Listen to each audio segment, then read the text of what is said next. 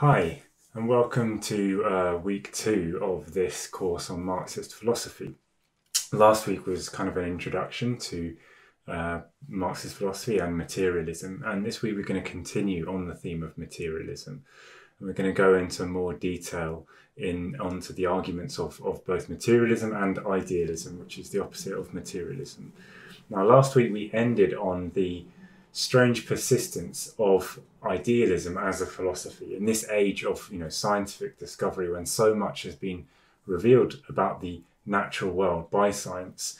We still nevertheless find that idealist philosophies, that is, philosophies that assert that either the material world does not exist or we cannot know anything about it, these forms of philosophy not only persist, but if anything, have actually gained in strength.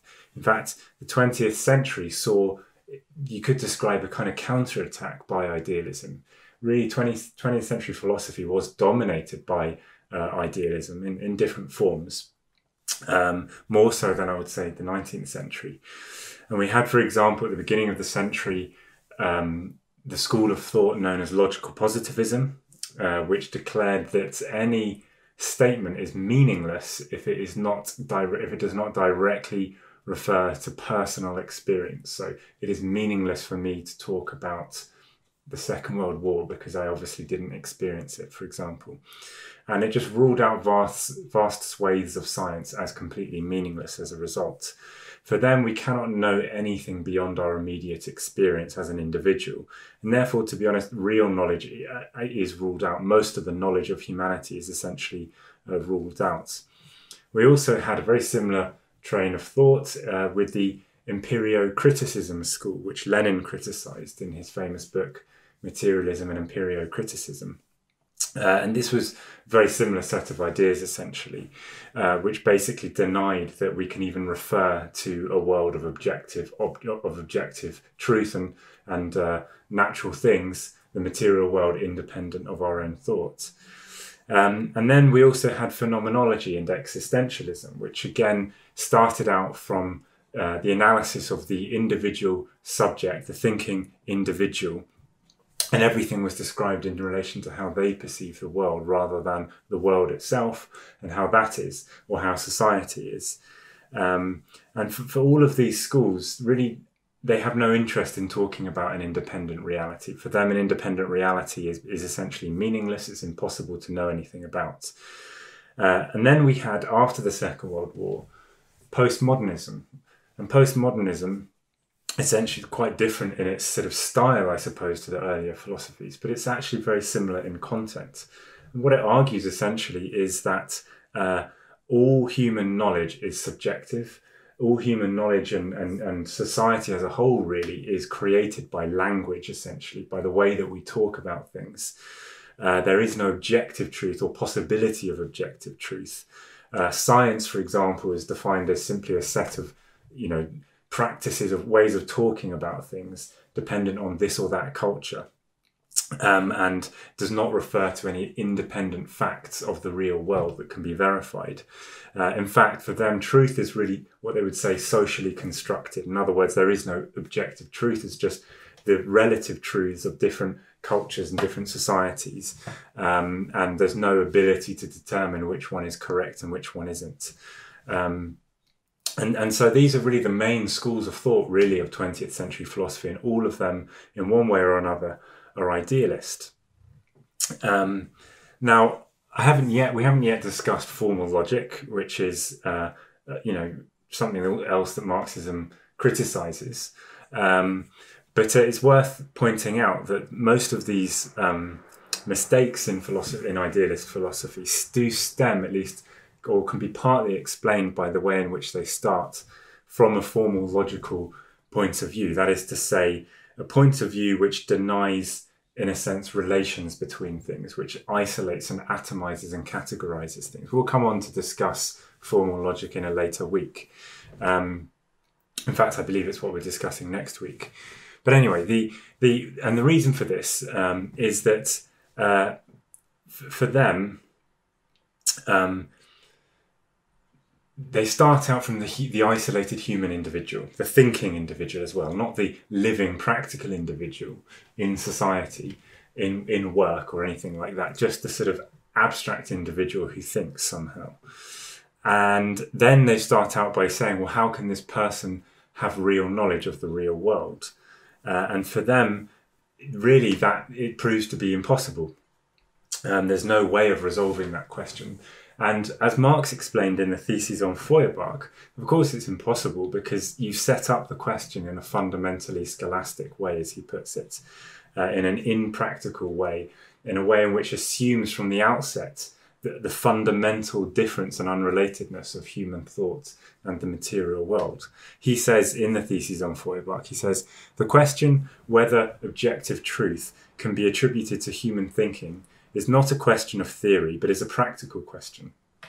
Man must prove the truth, i.e. the reality and power, the this-sidedness of his thinking in practice. The dispute over the reality or non-reality of thinking that is isolated from practice is a purely scholastic question. I think that really puts it brilliantly. And he doesn't attempt to disprove it in a kind of circuitous, tortuous kind of logical analysis or anything like that. He merely points out that this outlook is fundamentally redundant. It has nothing to do with real human life, which is not composed of atomized individuals who don't do anything, but is composed of real practical individuals who need to survive. And that ultimately is the way in which we prove whether or not an idea is correct or not. It's by the practical application of it. And of course, there are a number of things that flow from this, which we'll discuss in later weeks, like the fact that humanity is a natural or is part of nature, is not separated from nature. We'll discuss that later on. So the outlook of these idealists is it's like almost like a self-fulfilling prophecy. You start out from an atomized individual and you attempt to examine their thought as an atomized individual, as if all of these ideas have just popped into their head out of nowhere. And then you conclude it's impossible to see how their ideas can relate to the material world and the things that they do in it. But of course, if you start out in that completely abstract way, then you will never be able to solve the problem. I'll just give a quotation, a couple of quotations actually, that I think really reveal this sort of formological starting point, the very atomized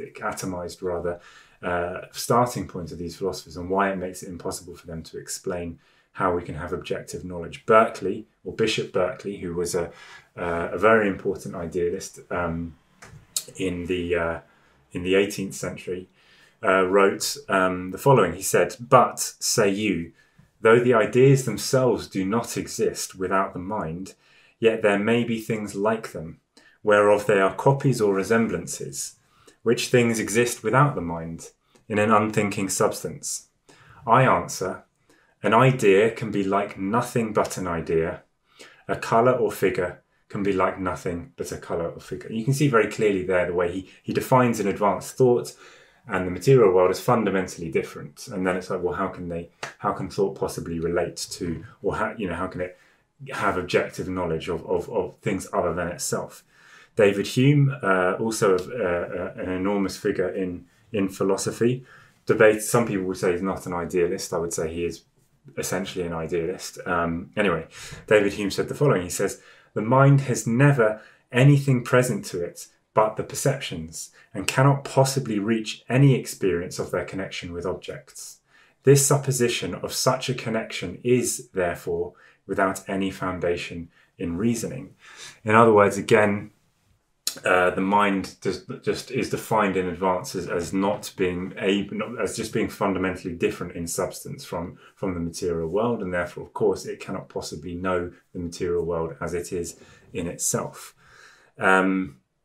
As Lenin explained in response to this in his book that I've already mentioned, Materialism and Imperial Criticism, for this outlook, our sensations, which is how they say we have knowledge, or rather they say we don't have knowledge, our sensations are a barrier between two unrelated worlds, the world of the objective world and the world of our own subjective experience. And the sensations are just a barrier, basically. The fact that we have sensations does not give us knowledge of the objective external world, because sensations are part of the mind. They are part of consciousness.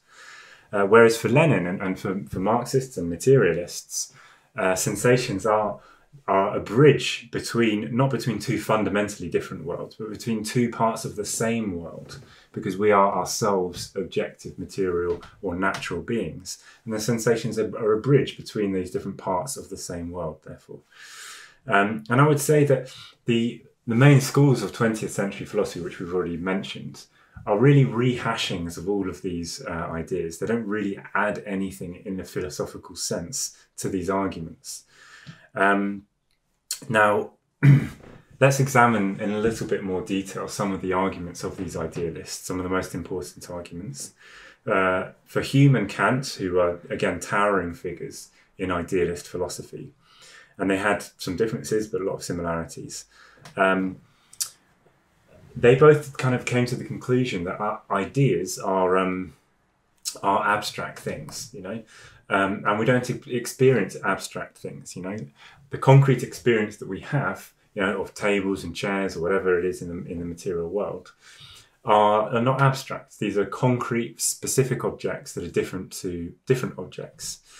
And yet they concluded that knowledge really consists of these abstract concepts like time and space and cause and effect and things like that.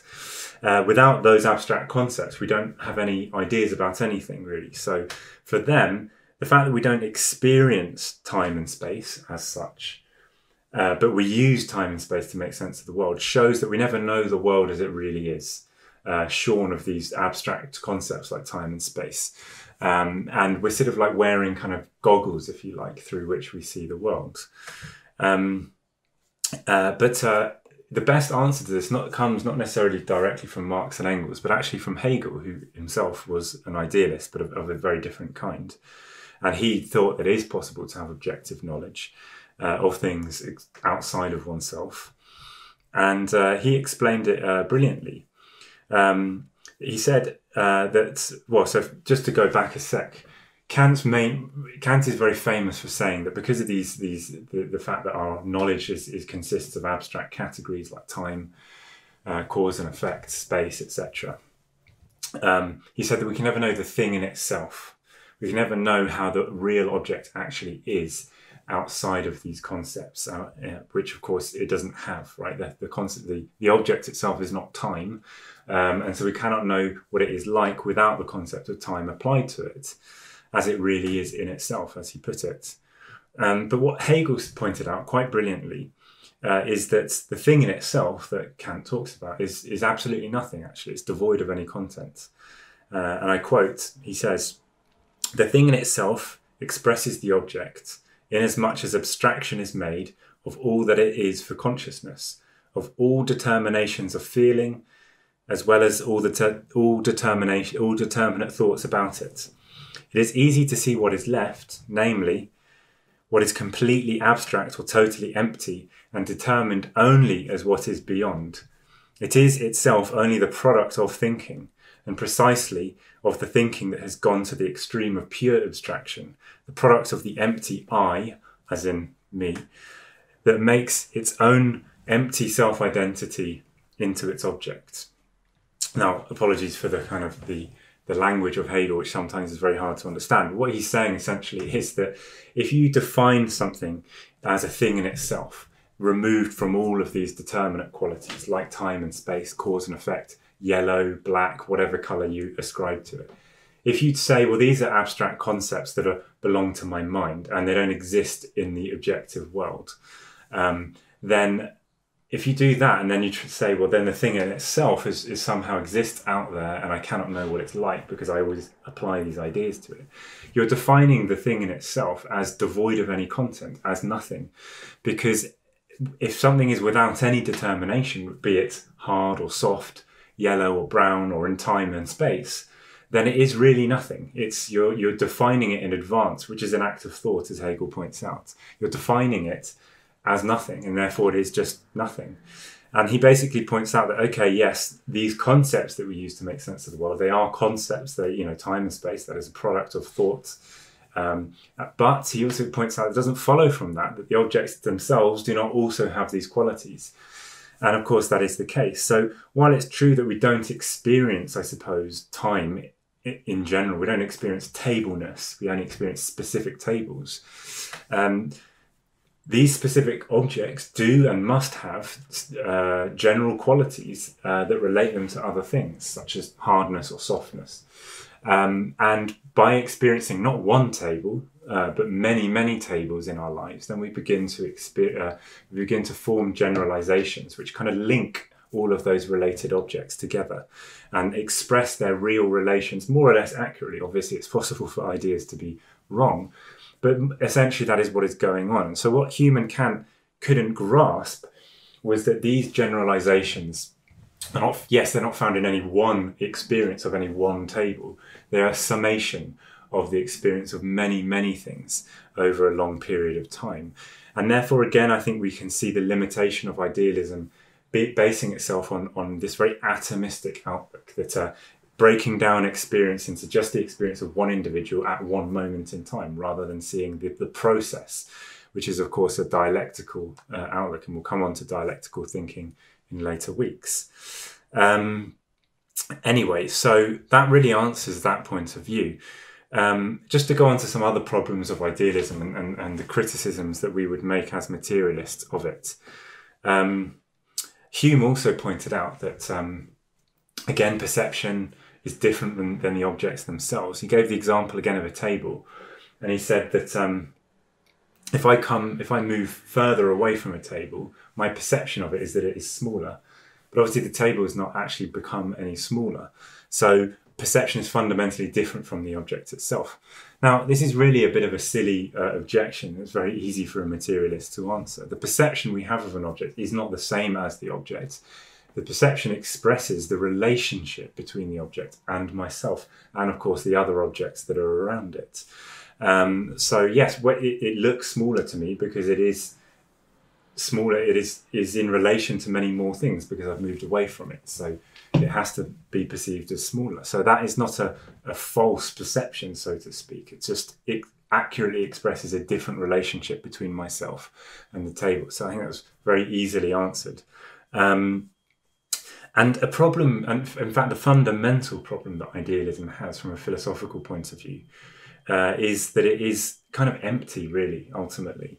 For example, Berkeley, when he is discussing his ideas, he has to reckon with the fact that obviously his idealism, his subjective idealism, or immaterialism as he called it, in which the individual's perception is all that really exists and the independent object does not exist.